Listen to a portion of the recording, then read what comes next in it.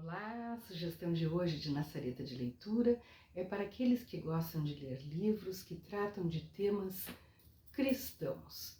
O livro que temos hoje aqui é Uma Espiritualidade do Viver, da autoria de Henry Nouwen, da editora Vida.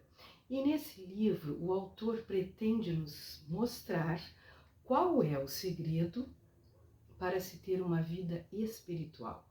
E segundo ele, esse segredo é ter uma vida disciplinada. Lê-se na contracapa. Na vida espiritual, disciplina exige esforço consciente para manter cada área da vida livre, sem ser preenchida. Isso significa criar espaço para Deus. Ora, ele nos diz na sua introdução, aliás, no seu primeiro capítulo, ele nos diz o seguinte: vida espiritual é aquela dirigida pelo Espírito de Deus, o mesmo que orientou a vida de Jesus. Sendo assim, como manter contato com o Espírito, ouvir-lhe a voz e nos permitirmos ser guiados por ele? Será que conseguimos criar um espaço para Deus em que possamos ouvir, sentir, experimentar o seu Espírito e onde nos seja possível lhe responder? Há um espaço na nossa vida em que o Espírito de Deus tem a oportunidade de conseguir a nossa atenção? Mais adiante ele nos diz que as palavras discipulado e disciplina são uma só, e isso sempre o fascinou. Diz ele, a partir do momento em que escolhemos dizer sim, quero seguir Jesus, a pergunta é, que disciplinas me ajudarão a permanecer fiel a essa escolha? Se pretendermos ser discípulos de Jesus, precisamos ter uma vida disciplinada. Mas na vida espiritual, a palavra disciplina quer dizer o esforço para criar um espaço em que Deus pode agir. Disciplina significa impedir que nossa vida seja toda preenchida. Que há um lugar em que não estamos ocupados nem preocupados, com certeza. Na vida espiritual, disciplina quer dizer criar um espaço no qual é possível acontecer algo que não planejamos ou com o que não contávamos. Ela nos ajuda a seguir a voz do Espírito, que deseja nos conduzir a novos lugares, novas pessoas e novas formas de serviço. Então, ele conta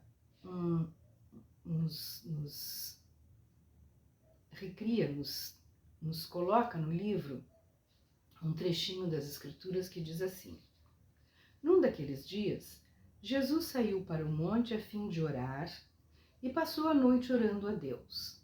Ao amanhecer, chamou seus discípulos e escolheu 12 deles, a quem também designou apóstolos. Simão, a quem deu o nome de Pedro, seu irmão André, Tiago, João, Filipe, Bartolomeu, Mateus, Tomé, Tiago, filho de Alfeu, Simão, chamado Zelote, Judas, filho de Tiago, e Judas Iscariotes, que veio a ser o traidor. Jesus desceu com eles e parou num lugar plano. Estavam ali muitos dos seus discípulos e uma imensa multidão procedente de toda a Judéia, de Jerusalém e do litoral de Tiro e de Sidom, que vieram para ouvi-lo e serem curados de suas doenças. Os que eram perturbados por espíritos imundos ficaram curados, e todos procuravam tocar nele, porque dele saía poder que curava todos. Isso está no Evangelho de Lucas, capítulo 6, versículos de 12 a 19. Por que ele conta esse trecho do Evangelho aqui? Porque ele diz o seguinte, que no primeiro lugar, Jesus passou a noite sozinho com Deus.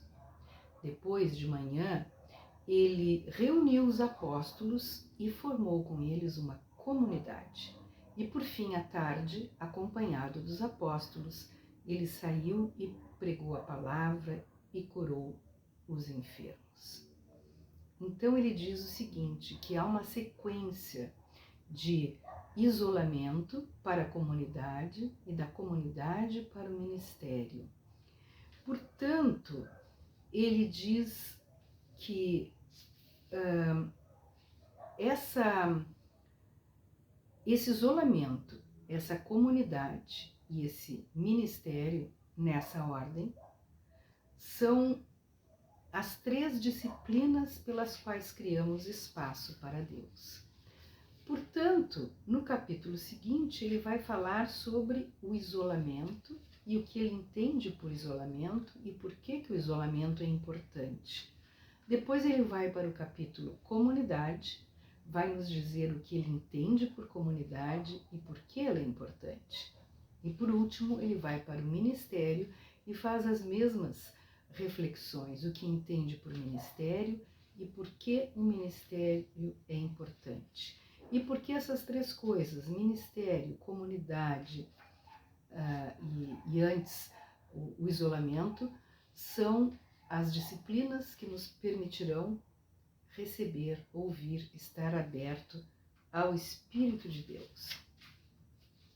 E no fim de tudo, ele tem uma pequena historieta que eu vou ler aqui para nós, que é muito legal. Diz assim: algumas semanas atrás, um amigo meu morreu.